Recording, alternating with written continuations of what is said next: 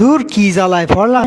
মোজার মধ্যে পিঁপড়ি ছিল, তা আমি দেখিয়ে করিনি, এখন কুটুস কুটুস কুট কামড়াই দি। দূর ওরে জ্বালায় ফুরিয়ে গেলাম যে এত ওরে বিতা। দেখ জুজোটা গাড়ির সাথ থই, মোজাটা খুলিয়ে দিচ্ছি হবে। কনে কামড়াইছি ওরে, লাল করে ফেলেছিস কামড়াই।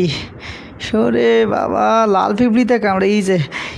আমার এই জুতো কই এল্লা। এ ভাই এ ভাই এ ভাই দাঁড়া দাঁড়া দাঁড়া, এ ভাই আমার জুতো দে যা।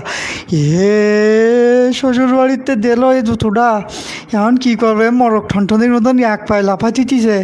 রাস্তাঘাটে মানুষ কবেন কি দড়ি পারা যায়, এক পায়ে দুই পায়েটাই দড়ি পারা যায় না। এখানে আবার জুতোর দোকান দেখতেছি, ইনতে একখান জুতো বেচবেন এরা। আগে দেখি মাফে খাটে কিনা। দূর না, এটা হবে না, এটা হবে না। এই মাপের নিতে ভাই একখান জুতো বেচে কিনা থাকি যান।